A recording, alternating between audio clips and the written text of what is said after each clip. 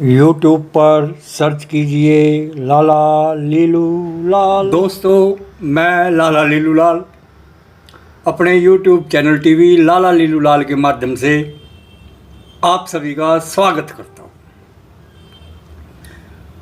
दोस्तों, लाला लीलू लाल की कहानियाँ, जैसा कि आप जानते हैं, मेरा यूट्यूब चैनल टीवी लाला लीलू लाल नगनगीनों, राशि रत्नों, हीरे जवाहरातों से भरा पड़ा है। यानी कि मेरे जो यूट्यूब चैनल पर जो वीडियो हैं वो जेम स्टोन की है, नगनगीनों की है, हीरे जवाहरात की है, सोने चांदी की है। तो जाहिर सी बात है कि मैं जो ये वीडियो बना रहा हूँ लाला लीलू लाल की कहानियाँ, तो जो ये मेरी कहानियाँ हैं, ये सारी की सारी कहानियाँ रत्नों से जुड़ी हुई है। मैं अपने जीवन के अनुभव आप लोगों से साझा करना चाहता हूँ, क्योंकि जब मैं जैमोलॉजी की दुनिया में प्रवेश कर रहा था, उस समय मुझे किसी का कोई सहारा नहीं मिल रहा था। ना तो मेरे घर में कोई सुनार था, ना मेरे घर में कोई जोरी था, ना मेरे घर की आर्थिक स्थिति इतनी मजबूत थी कि मैं एक इतने बड़े क्षेत्र में प्रवेश कर लूँ आसानी से पैसा लगा के। मैं एक चाय वाला था, चाय बेचता था, अपने लोकल क्षेत्र में चाय बना के बेचता था। 1.5 रुपये की चाय बेचता था मैं उस टाइम पे। मुझे याद है जब मैंने अपना कैरियर आरंभ किया था, उस टाइम पे 1.5 रुपये की एक कप चाय देती थे। आज के दिन तो 15-20 रुपये की एक कप चाय है। तो उस समय मेरे मन में कुछ ख्वाब थे कि मैं अपना जीवन कैसे आगे बढ़ाऊंगा। मेरा एक ही ख्वाब था कि मैं संसार का जो सबसे प्रतिष्ठित कारोबार है वो करूं। हालांकि मैं चाय बेचता था और मेरा जीवन में चाय का अहम रोल रहा है, परंतु उस चाय के काम के दौरान मैंने कुछ कदम उठाए जिनसे मैं जोरी बना, जिनसे मैं एक सफल व्यक्ति बना। हाँ दोस्तों, मैं रत्नों का विशेषज्ञ हूँ। मैं रत्नों के रहस्यों की खोज करता हूँ। और ये सब कैसे संभव हुआ, यही सब मैं आपको लाला लीलू लाल की कहानियों के माध्यम से बताना चाहता हूँ। अपने अनुभव, सच्चे अनुभव। इसीलिए मैंने ये वीडियो सीरीज आरंभ करने का निर्णय लिया है। आप इसे लाइक कीजिएगा, शेयर कीजिएगा। तो दोस्तों, मैं सबसे पहले तो यही बताता हूं कि मैं इस क्षेत्र में आया कैसे। बात ये थी दोस्तों, मैं शुरू से ही पढ़ाई में तो तेज था, इसमें तो कोई दो राय नहीं है। ये और बात है, मैं पढ़ा नहीं ज़्यादा, मेरी शिक्षा ज़्यादा नहीं है दोस्तों, 10वीं तक ही है। मैं क्यों नहीं पढ़ा, इसका एक कारण था। मेरे ऊपर घर वालों का दबाव था कि आपको पढ़ने के बाद नौकरी करनी है, और मैं नौकरी के खिलाफ था। मैं एक थोड़ा स्वतंत्र जीवन जीना चाहता था। मैं नौकरी को एक बंधन युक्त जीवन समझता था। काफ़ी इसके बारे में करीबन 5वीं 6वीं से लेके 10वीं तक का जब भी कोई शिक्षा के ऊपर बात होती थी कि भाई मेरे को जो शिक्षा दिलाई जा रही है इसके पीछे उद्देश्य क्या है, उसका उद्देश्य ये था भाई इसको सरकारी नौकरी करनी है, क्लर्क बना देंगे, कहीं किसी डिस्पेंसरी में कंपाउंडर बना देंगे, चपरासी तो बन ही जाएगा, नहीं तो अगर ज़्यादा पढ़ेगा तो थोड़ा टीचर बन जाएगा। यानी कि नौकरी का उस टाइम मेरे पास यही विकल्प थे। अगर मैं बेहतर पढ़ाई करूँगा तो मैं ज़्यादा से ज़्यादा टीचर बन सकता हूँ एक प्राइमरी स्कूल का, और थोड़ा कम पढ़ूंगा तो चपरासी बन जाऊंगा, किसी डिस्पेंसरी में कंपाउंडर बन जाऊंगा, क्लर्क बन जाऊंगा। परंतु करनी मेरे को सरकारी नौकरी है। मेरे सामने ये विकल्प रखा गया था, और मेरे सामने जो बड़ी से बड़ी नौकरी रखी गई थी वो टीचर की थी, क्योंकि मेरे घर में ऑलरेडी 3 टीचर थे। मेरे पापा, मेरा बड़ा भाई और मेरी भाभी, ये 3 टीचर थे मेरे घर में ऑलरेडी। तो मेरे सामने भी यही एक लक्ष्य रखा जाता था पढ़ाई के दौरान कि भाई तू पढ़ ले बेटा, और फिर तेरे को टीचर बनना है। टीचर नहीं बनेगा तो कोई ना किसी फंसा ही देंगे सरकारी नौकरी में, और जीवन तेरा यापन हो जाएगा। मैं इस बात के खिलाफ रहता था। मैं थोड़ा स्वतंत्र जीवन जीना चाहता था दोस्तों, क्योंकि मैं बनिया जाति में पैदा हुआ था। मैं अपने पापा को बोलता था, पापा मैं ये नौकरी नागरी नहीं करूँगा। हाँ दोस्तों, मैंने जीवन में कभी नौकरी नहीं की है आज तक मैंने नौकरी नहीं की है, ना प्राइवेट सेक्टर में कहीं नहीं की है दोस्तों मैंने नौकरी। तो मैं अपने पापा को बोलता था, पापा मैं नौकरी तो करूँगा नहीं, मैं छोटे से छोटा काम कर लूँगा, अपना धंधा करूँगा। तो मेरे पास कोई विकल्प नहीं था दोस्तों, और मैंने अपने कैरियर की शुरुआत चाय की दुकान से की थी, क्योंकि ना तो घर वाले बिजनेसमैन थे, क्योंकि घर में जो बड़े थे वे नौकरी पेशा थे। आमदनी का जरिया कोई ज़्यादा बेहतर तो था नहीं, बस ठीक ठाक चल रहा था, सम्मानित जीवन जी रहे थे। और मैंने 10वीं के बाद पढ़ाई छोड़ दी। मैंने कहा पापा मैं नहीं पढ़ूंगा अब आगे। उसका कारण ये रहा कि 11वीं 12वीं करते ही फिर कोर्स करो टीचर का और नौकरी के लिए अप्लाई करो। मैंने कहा पढ़ते ही नहीं अम्मा, अगर नौकरी करनी है तो ये एक मुख्य कारण था दोस्तों मेरी कम शिक्षा का। हालांकि मैं शिक्षा में कमज़ोर नहीं था दोस्तों, हाँ पढ़ाई में मैं कमज़ोर नहीं था। हाँ मैं थोड़ा इंग्लिश से तो डरता था, और सभी सब्जेक्टों की मैं फॉरवर्ड था दोस्तों। मैं पढ़ाई में कमज़ोर नहीं था, अपनी क्लास के टॉपर बच्चों में रहता था हमेशा। हाँ, परंतु मेरा पढ़ाई में मन क्यों नहीं लगा, इसका एक कारण यही था मेन, कि मुझसे नौकरी का दबाव था मेरे ऊपर कि तेरे को नौकरी करनी है।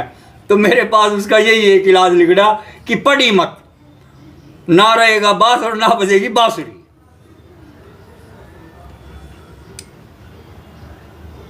तो दोस्तों मेरे पास यही एक विकल्प बचा था, परंतु उसके बाद मेरे ख्वाब बड़े ऊंचे ऊंचे थे दोस्तों, क्योंकि मैं बिजनेस करना चाहता था। तो मेरे सामने सबसे पहले तो यही एक दिक्कत थी कि सबसे बड़ा बिजनेस कौन सा है, मैं वही करूँगा। हालांकि मैं शुरुआत चाय के काम से कर दी थी मैंने अपने जीवन की, उसे मैं लगन से करता था। मैं ब्रांडेड चाय वाला मैं अपने एड्रेस में लिखता हूँ आज भी। क्यों लिखता हूँ? क्योंकि मैं फेमस हूँ अपने एरिया में। मैंने एक बेहतरीन चाय बना के लोगों को पिलाई है यहाँ पे, काफ़ी सारे लोगों को सालों साल। तो इस कारण मुझे उस काम पे वो नहीं है कोई हल्की बात है, वो मेरे लिए गौरव की बात है कि मैंने लोगों को बढ़िया चाय बना के पिलाई है यहाँ पे। तो इसी कारण मैं ब्रांडेड चाय वाला के नाम से फेमस भी हूँ यहाँ पे। परंतु मैं चाय के काम से थोड़े बहुत पैसे भी बचाता था, अपना जीवन यापन करता तो था, थोड़े बहुत पैसे भी बचाता था और योजनाएं बनाता था बड़ी बड़ी योजनाएं बनाता था मैं। बालक बुद्धि थी, कुछ कह लो, कुछ भी कह लो, मेरे पास योजनाएं होती थी बड़ी खाम खा की, जिनके बे सिर पैर मतलब। जमीनों को नापने लग रहा हूँ खाम खा, शेयर बाजार के डाटा इकट्ठे कर रहा हूँ खाम खा, कमोडिटी के डाटा इकट्ठा कर रहा हूँ। मैं गेहूँ नहीं खरीद रहा, पर गेहूँ के भाव पे मैं रेट क्या चल रहा है, अब ये मंदा क्यों हो गया, ये तेज क्यों हो गया। और एक सोना चांदी, ये 3-4 चीज़ों पे मैं नज़र रखता था, और इन पर गाए बगाए पैसे भी थोड़े बहुत बर्बाद कर देता था। बर्बाद करना ही कहा जाएगा। कोई चीज़ जानकारी लेनी होती थी इन क्षेत्रों से जुड़ी हुई, पैसे वैसे खर्च करने होते थे तो बेखौफ होके कर देता था। हाँ, क्योंकि कमाता था मैं किसी से लेके उधार लेके नहीं खर्च करता था। मैं खुद कमाता था, मेहनत करता था, पैसा कमाता था, और फिर उन पैसों से पहले तो अपना जीवन यापन के लायक जो भी पैसा है परिवार के लिए वो निकाल देता था, और जो पैसा बचता था उसे इन्वेस्ट नहीं करता था, बचत के रूप में रखता नहीं था मैं। मेरे जो ख्वाब थे उन ख्वाबों को जानने के लिए, पहचानने के लिए मैं उस अपनी बचत को खर्च कर देता था।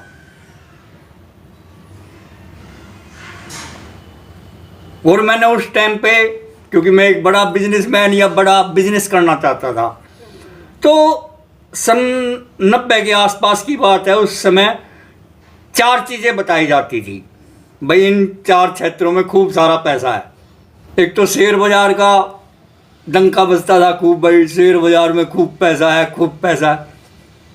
एक कमोडिटी बाजार, जिसे उस टाइम पे जीन्स बाजार बोलते थे हम, जीन्स यानी कि ये जो खाने पीने की जो चीज़ें होती हैं या जिनका हम जीवन में इस्तेमाल करते हैं, इन्हें कमोडिटी बोलते हैं, और देसी भाषा में इसे जीन्स बोलते हैं, जिसमें गेहूँ, चने, चावल, दाल, तेल, गुड़, घी, शक्कर, ये चीज़ें आ जाती थी। तो दूसरा ये कारोबार बताया जाता था, भाई इस क्षेत्र में भी खूब सारा पैसा है। और तीसरा सोने चांदी का कारोबार मैं देखता था कि भाई ये जो बड़े बड़े हैं जो दुकान बाजार के अंदर सोने चांदी की अगर कोई दुकान है ज्वेलर्स की, तो उसकी धाकी अलग होती है, क्योंकि वो पैसे वाला है, बड़ा बिजनेसमैन है वो उस बाजार में। तो एक ये सोने चांदी, उस टाइम हीरे जवाहरात दिमाग में नहीं थे दोस्तों मेरे। इन 3 क्षेत्रों में मैं हर एक प्रॉपर्टी, सोने चांदी का, शेयर बाजार और कमोडिटी, ये 4 क्षेत्रों पे मैं नज़र रखता था।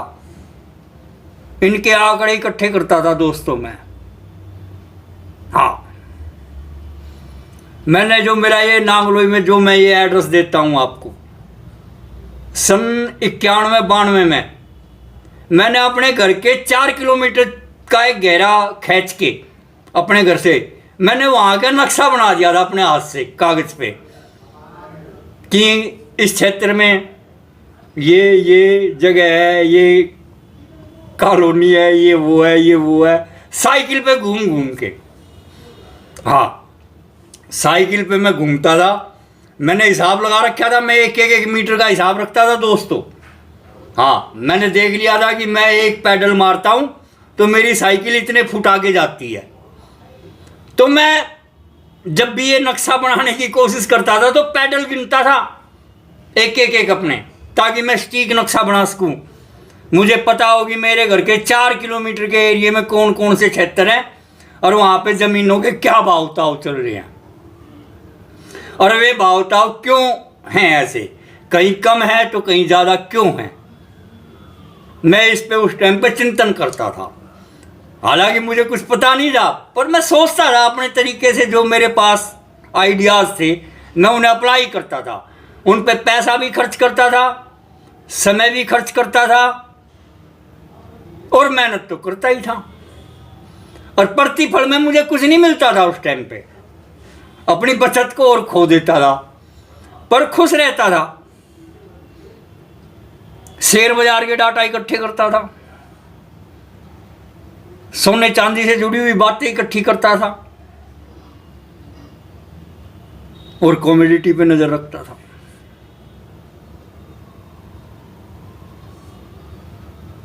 तो मैं अपना चाय का काम करता था, इन क्षेत्रों पे नजर रखता था, आंकड़े इकट्ठे करता था, लिखता था, समझने की कोशिश करता था।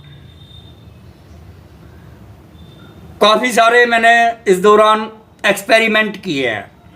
वो मेरे लिए एक्सपेरिमेंट थे दोस्तों। हालांकि दुनिया की नज़र में वे काम थे, काम, क्योंकि वे सफल काम थे मेरे। मैंने छोटे छोटे कई सारे काम किए, जबकि वे काम नहीं होते थे, वे मेरे एक्सपेरिमेंट होते थे। मैं किसी बात को जानना चाहता था बिजनेस से जुड़ी हुई। मैं एक बात जानने के लिए 2-2 साल तक का मेहनत कर देता था दोस्तों, एक डाटा इकट्ठा करने के लिए, एक लाइन जिसका सार ये है बिजनेस से जुड़ी हुई। तो मैं कुछ ऐसा था। और चाय के काम में मेरी शादी भी हो गई, बच्चे भी चाय के काम में हुए हैं सब।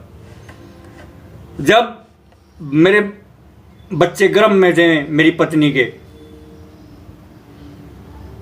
तो उस समय मेरे मन में आया कि भाई अब कुछ मुझे ठोस कदम उठाना पड़ेगा। अब ऐसे बात नहीं बनेगी। अब बच्चे आएंगे घर में, तो उन बच्चों के लिए मैंने कई कदम उठाए। सबसे पहले तो अपने घर को थोड़ा तकनीक से लैस किया। एक कंप्यूटर मैंने सेकंड हैंड खरीदा और अपने घर में लगाने की कोशिश की उस टाइम पे, क्योंकि मैं चाहता था कि मेरे बच्चे हुए जब उनकी आंखें खुले तो उनके सामने कंप्यूटर हो, नए ज़माने की नई टेक्नोलॉजी हो। मुझे ये नहीं पता था बच्चे में लड़के होंगे या लड़की, परंतु मैं आपको बता देना चाहता हूँ मेरी जन्म पत्री में लड़की लिख रखी थी कि भाई लाला लीलू लाल की लड़की होएंगी। तो मैं समझ लो वो जो योजना बना रहा था, थोड़े परिवर्तन किए मैंने एकदम। जब मुझे पता चला भाई अब मैं पिता बनने वाला हूँ और मेरे घर में बच्चे आने वाले हैं और जोड़ी आएंगे, तो मैंने उन बच्चों को क्या दूंगा मैं। तो एक तो मैंने उनके लिए शैक्षिक माहौल देना मैंने अपने घर में, और एक मैंने फिर निर्णय लिया कि मैंने संसार का सबसे बड़ा कारोबार की नींव रख दी। मैंने उस टाइम पे हीरे जवाहरात खरीदने चालू कर दिए, मैंने सोना चांदी खरीदना चालू कर दिया। मैंने कहा मैं अपने घर में हीरे जवाहरात सोने चांदी रखूंगा ताकि मेरे बच्चे देखें।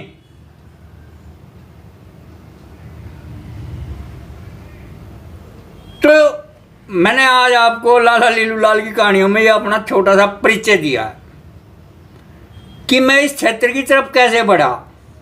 ये दोस्तों मेरी जर्नी 25-30 साल की है, जिसे मैं आपके साथ शेयर करूंगा। ये आपको वीडियो पसंद आए तो इसे लाइक कीजिएगा। ये इसकी पहली किस्त है। टाइटल यही रहेगा, लाला लीलू लाल की कहानियाँ, लाला लीलू लाल जोरी कैसे बना। कुछ इस तरह के टाइटल से ये मेरी वीडियो सीरीज आएगी। इसमें मैं अपने जोरी से जुड़े हुए, नगीनों से जुड़े हुए, राशि रत्नों से जुड़े हुए, जैम स्टोन से जुड़े हुए सच्चे अनुभव आपके साथ साझा करूंगा। आप सभी का बहुत बहुत धन्यवाद। Best of luck. Lala Leelu Lal YouTube पर सर्च कीजिए, लाला लीलू लाल। अगर आप मुझसे मिलना चाहते हैं तो आप अपना पूरा नाम, अपना पूरा पता, अपनी उम्र व एक फ़ोटो मेरे व्हाट्सएप नंबर 9643776996 पर भेजकर मुझसे संपर्क कर सकते हैं। सभी तरह के राशि रतन सबसे सस्ते दामों पर लाइफ टाइम गारंटी के साथ पाने के लिए आप मुझसे संपर्क कर सकते हैं। आप चाहे तो मेरे एड्रेस पर पधार भी सकते हैं। धन्यवाद। लाला लीलू लाल। यूट्यूब पर सर्च कीजिए लाला लीलू लाल।